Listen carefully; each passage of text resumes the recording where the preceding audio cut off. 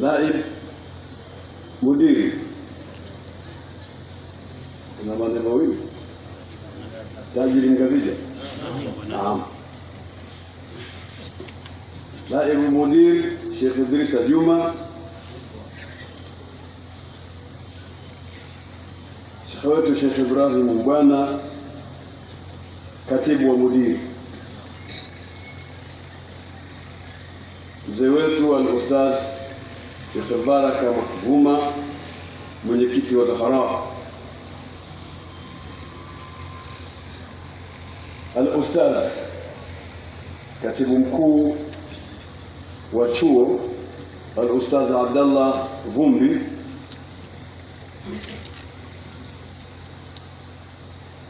Al-Ustadh Muhammad bin Sheikh bin Khamis bin Sheikh Suleiman Mbwana, katibu msaidizi. Sheikh wa mkoa wa Tanga Sheikh Ali Mhusu, katibu wa mkoa wa Tanga Al-Haj Sheikh Riani, katibu katika ofisi ya mufti, katibu wa mufti Sheikh Musa Ahmed bin Juma Ahmed Al-Bukhari,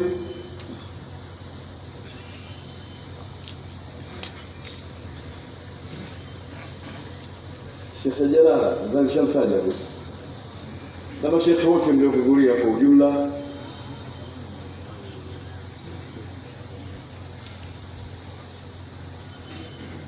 Na ustadhi amesahaulika, Ustadhi Abedi, mshauri wa mudiri, na nadhani tulimwona hapa amesimama, mshauri wa mudiri.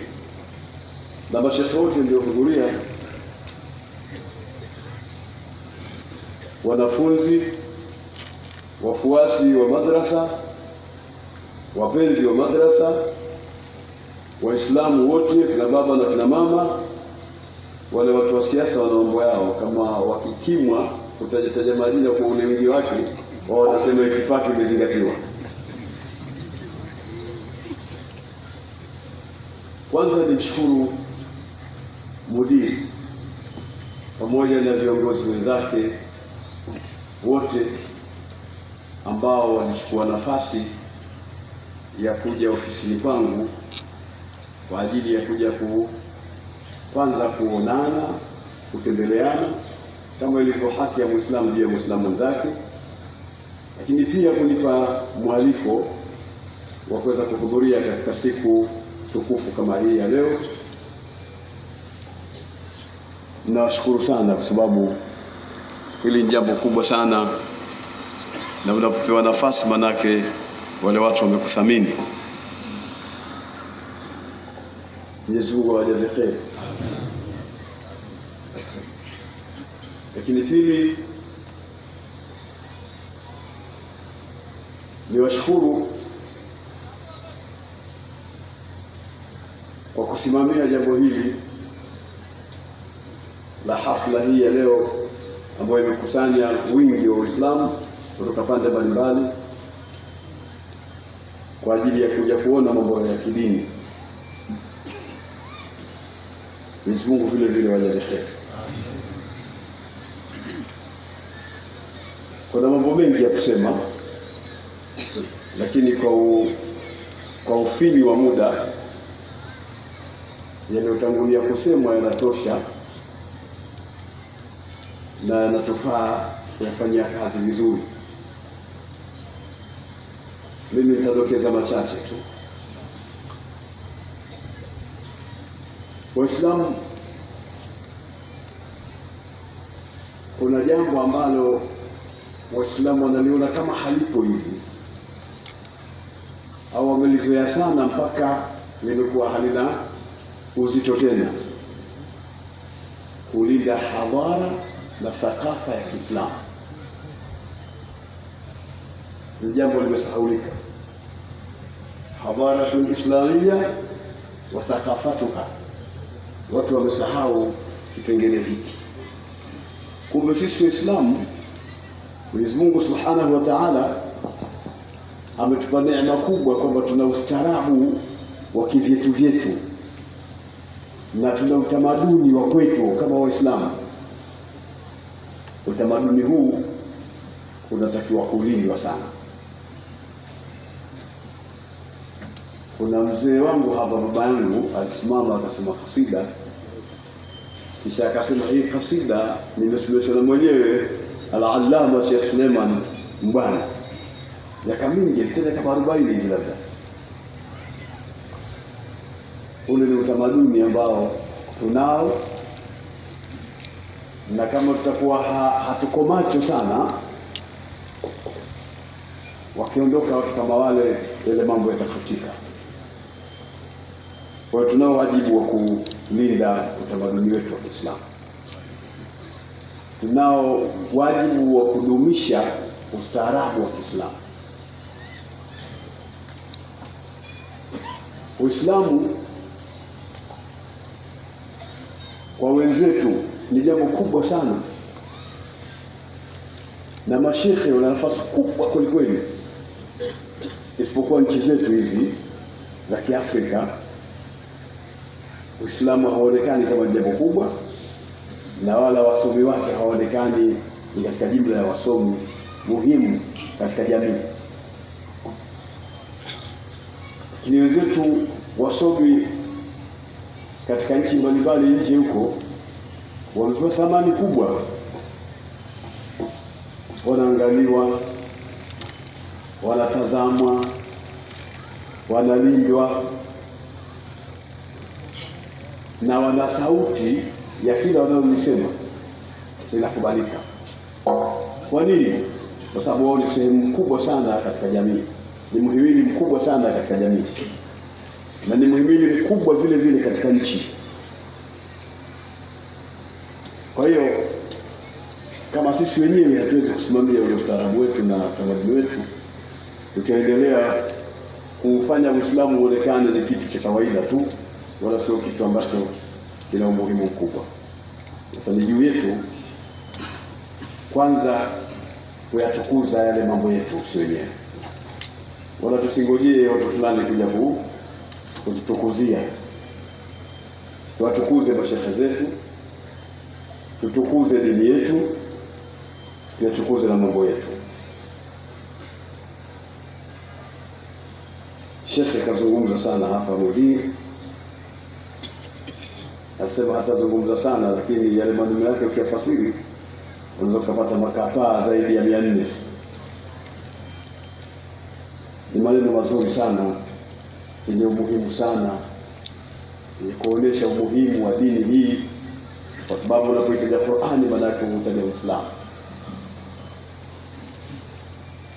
Na ile fikra ya kwamba mtu amesoma Qur'ani maana yake ni mtuduni, ile ni fikra tafifa, huwezi kuiweka, haina qima. Kwa sababu leo, mwaka jana tu tulikuwa na kijana, ni mwenyewe katika mashindano ya Qur'ani yaliyofanywa mjini Dar es Salaam, alipatikana kijana mmoja msomaji mzuri. Ilipotokea mashindano Morocco, mimi nilimchukua yule kijana nikampeleka mbele kashindane kule, ukapeperusha bendera ya Tanzania. Akenda akashindana, akashinda, akawa mtu wa kwanza. Karudi hapa kanunua gari, sisi kanunua kitu gani kwa zawadi aliyoipata kule. Sasa kapewa ile gari aliyoipata, ameipata kupitia nini? Qur'an. Wasemaje kwamba Qur'an haina maana? Na mimi nilipokwenda kule Morocco kwenye mkutano, wale Waarabu walikuwa wakijinaki kwamba kuna mtoto katika mashindano ametoka Afrika Mashariki huko katika nchi ya Tanzania. Huyo mtoto ni hatari, anasoma kweli kweli, ndo nimemleta mimi. Mbona wanamtaji hawa? Kwa ngoja nitaje kabisa. Wamemleta mimi bwana. Nimemleta mimi. Ikawa ni fahari kubwa sana kwa sababu ya kijana yule. Na juzi tafanyika mashindano ya Qur'an, yasimamiwa na katibu wa Mufti Sheikh Musa bin Ahmed, tumepata washindani wawili ambao tutawapeleka Morocco mwezi wa Ramadhani kwenye kiminyano. Muombe dua inshallah watuletee vile kama walivyoleta ushindi ule wa mwanzo kwa watoto wa Tanzania mahodari katika kusoma. Tulikuwa tunasikia kasida mahodari wa kusoma. Kwa hiyo tulinde utamaduni wetu, tuenzi mambo yetu, tuyape kipaumbele mambo yetu ya Uislamu. Lakini mambo yetu ili yaweze kuonekana tunatendea haki, tuangalie sana mashehe. Ninasema sana katika mashehe kwa sababu mashehe ndio kiungo kikubwa sana. Ndio kiungo kikubwa. Kwa mfano, hii nchi inahitajika amani ndani ya Uislamu na amani ndani ya nchi. Wasimamizi wa amani ni mashehe, viongozi, kwa sababu dini ya Kiislamu ni dini ya amani, ni dini ya kufundisha mambo ya amani. Ndio maana mtu leo akutana mwenzake anatolea salamu, assalamu alaykum wa rahmatullahi wa barakatuh. Tafsiri yake ukifasiri tu amani ishuke juu yenu na rehema ya Mungu, ukakomesha hapo bado hujakwenda katika tafsiri sahihi ya neno assalamu alaykum wa rahmatullah. Lakini tafsiri yake unamhakikishia amani yule unayemtolea salamu kwamba wewe uko katika amani na familia yako na mali zako, uko katika amani wewe. Na yeye anakujibu wa alaykumus salam wa rahmatullahi wa barakatuh. Unanihakikishia amani wewe, na bila ukahakikishia amani vile wewe pia uko katika amani na mali zako na familia yako na kila ulichokuwa nacho. Sasa utaona tu Uislamu hapa jinsi unavyolingania amani. Lakini nani atakayeweza kusimamia amani? Ni mashehe. Mashehe ni muhimu sana.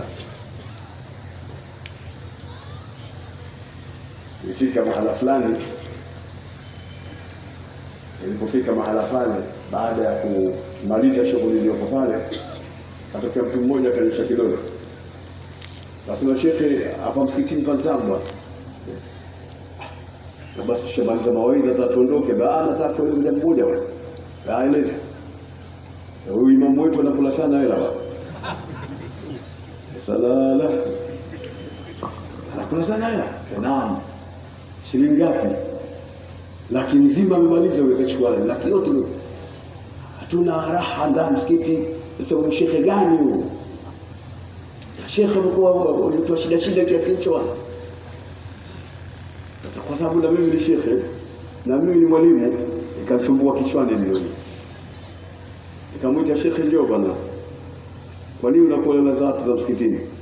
Akasema mimi na miaka karibu 4 sijatoa chochote msikitini hapa, na watoto na mke na familia na watu wamenizunguka, na kodisha nyumba, usafiri wa kuja hapa, nashinda kutwa nzima kusalisha watu, kutoa mawaidha, kutoa hutuba, lakini sina chochote ambacho napewa na wazee hao.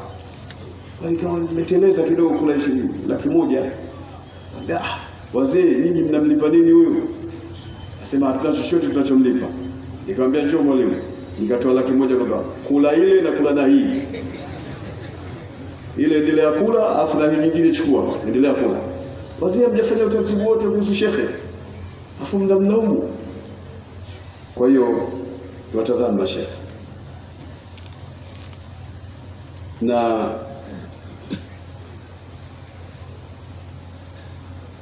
kama nilivyosema, mawaidha yameshatangulia kuzungumzwa sana. Yale niliyopanga kuyazungumza sioni tena kama la muhimu kuzungumzwa, zaidi ya kuwahimiza kwamba sasa tuchungeni mambo yetu ya utamaduni wa Kiislamu pamoja na ustaarabu wa Kiislamu kwa kuziangalia tarika zetu vile tarika. Na sisi ndio watu wa tarika. Lakini pia niwahimize vijana na hasa vijana wa Kitanga kusoma. Hizi madarisi zetu kwa uzoefu nilionao wanajaa watoto wa nje. Mwenyezi Mungu awafungulie watoto wanaotoka mbali kuja kusoma hapa. Mwenyezi Mungu awafungulie na awape elimu. Lakini na wenyeji tusome. Kile inavyokuwa hatusomi tunakuwa tunarukaruka, Itatokea siku moja unaenda Kondoa kwenda kutafuta elimu ya arudhi. Allah. Unatoka hapa na kutafuta arudhi Kondoa, shughuli yasha wewe. Na unatafuta fiqh Kondoa, unatafuta sera Kondoa. Wale si ndio wanakuja huku tunawasomesha. Sallu ala nabi. Lakini kusoma ni kusoma tu. Sallu ala. Kusoma ni kusoma. Wewe ukisoma hata uwe mtu wa namna gani Mwenyezi Mungu na ukiwa hukusoma Mwenyezi Mungu anakushusha. Kwa hiyo tusomeni, na vijana wakitanga tusome. Hakuna jambo kubwa kama kusoma, na hakuna jambo la kheri kama kusoma. Kwa hiyo tusomeni. Utamaduni huu umeachwa na wazee wamekuja kusoma. Historia ilisoma na katibu punde tu hapa kama Sheikh Al-Allama An-Nihriri. Sheikh Suleiman Mbwana amesoma kwa Sheikh Dhikri rahimahumullah, na Sheikh Dhikri naye kaenda kusoma kwa mwanachuoni mmoja mkubwa Sheikh Abdallah Bui, Abdallah Bakafiri, wenyewe kumuita Abdallah Bui, mwanachuoni mkubwa. Yeye Sheikh Abdallah Bui amekwenda kusoma, alikuwa kusoma kwa Al-Habib Said Ahmad bin Sumaid, kisha akaomba ruhusa kwenda Makka, akasoma kwa Abu Bakar Shata. Abu Bakar Shata ndio alotunga Ad-Durarul Bahiyya. Kitabu hiki tunakisomesha siku zote, ni chetu. Ukikiunganisha utakuta mpaka kwa kile Sheikh Suleiman Mbwana hicho kitabu. Kisha akasoma kwa Mufti Makka Zainuddin Dahlan. Kuna kitabu cha nahwu kinaitwa Dahlan. Hiyo ni silsila, ndio tarika. Kuna watu wamesoma hao, ukimuuliza Sheikh wako nani hawezi kutaja. Kwa sababu Sheikh wake ni ubao. Sasa hawezi kutaja, afiki yani popote. Lakini mashaikh zetu waliopo hapa, kila kutekemgusa atapeleka hiyo mnyororo mpaka atafika kwa Mtume Muhammad. Sasa ni tarika, lazima tuangalie tarika tutaifanyaje. Na hiyo ndio ilmu kubwa. Juzi pale Kimpiski au Kilimanjaro hoteli zamani imetolewa ijaza na Sheikh mmoja kutoka Yemen ya mambo ya qiraat. Mimi nikawaambia, waliniita kwenda ugeni rasmi, nikamwambia jamani, nimefanya jambo kubwa sana. Mmenikumbusha jambo kubwa sana la ijaza. Ijaza katika kila jambo, ijaza katika ilmu, ijaza katika mauidha. Unatoa ijaza mpaka kutoa mawaidha, unatoa ijaza kutoa fatwa, unatoa ijaza. Hali mambo makubwa, ni tarika, lazima tuilinde. Inshallah tunaomba Mwenyezi Mungu atulindie mambo yetu na tutengenezee mambo yetu. Baada ya kusema hayo, nilijibu moja tu lililoko katika risala. Yale mengine yaliyo katika risala tutafanyia kazi ofisini inshallah. Moja ambayo liko katika risala la mwanzo ni taaluma ya kujifunza mambo ya IT, yani labda taaluma ya kusoma kompyuta, ili mwalimu sasa akitaka kutengeneza hotuba yake aiandike kisasa, kwa sababu tayari anajua mambo ya kompyuta. Kwa hiyo anatengeneza hotuba yake ya Jumaa au darasa yake na iandaa kwa ajili ya kufundisha wanafunzi wake. Anakuwa kashasoma kompyuta, anaiandika vizuri, kisha anakwenda kusomesha wanafunzi wake au anakwenda kutoa hotuba yake. Hili mtaalamu tulienaye kule barazani ambaye amesoma mambo ya IT katika chuo kikuu cha Azhar ni Sheikh Harith Nkusa, ambaye tunaye hapa sasa. Ningeomba uje Harith hapa, mnene lakini ule wako sasa ndio tutakuona. Huyo ndio ambaye tutamleta hapa na mtakaa naye Sheikh Mudiri, mtakaa naye katibu, tutapanga namna gani ya zile darasa zitakuwa. Yeye ndio ukisikia tumetoa vyeti kule, yeye ndio mwalimu mkuu wa mambo hayo, anaweza kupanga mambo hayo. Na kule Dar es Salaam tushafanya sana. Dodoma mwanzani tunaendelea na Njombe tumefungua hivi. Tumefungua Dodoma tayari na Njombe tumefungua. Kwa hiyo na hapa Tanga inshallah asa wa alla kwa hapa Zahra ndio mahala pa. Afwan. Zahrawi na Shamsia pamoja tutafanya. Basi karibu ni Tanga nzima hii. Tusiana masuala ya tuondoke kidogo katika masuala ya vitu hivi vya na vipo ndani ya Qur'an. Wala huwezi kupata nafasi ya kuchagua vipo ndani ya Qur'an. Ndio mashaikh kwa Sheikh Ahmed Masudi Jongo, Sheikh Ali Mtogori, wao wanatengeneza hizo, wao wanajua. Wanatengeneza mambo hayo, na ukiona hotuba zao utaona raha. Maana haiwezekani wewe katibu utoe hotuba haibaki. Kwa hiyo tayari huyo tulimkabidhi shekhe, tutakuwa naye, tutapanga siku ya kuja, kisha tutaendelea na mambo yaliyoko. Ama yale mengine ambayo yametajwa ndani ya risala atafanyia kazi inshallah tutakaporejea ofisini. Lakini mwisho niseme kwamba Baraza Kuu la Waislamu Tanzania ni chombo chenye kusimamia juhudi za Muislamu moja moja, juhudi za taasisi mbalimbali kuhakikisha kwamba Uislamu unakwenda mbele. Kwa hiyo milango ya baraza imefunguliwa, iko wazi. Kila Muislamu mwenye ushauri, mwenye fikra, mwenye mawazo, mwenye jambo anataka kusaidiwa, anataka nini, afike katika ofisi zetu, ataona ni kuhusika. Wallahu waliyu tawfiq. Wassalamu alaykum wa rahmatullahi wa barakatuh.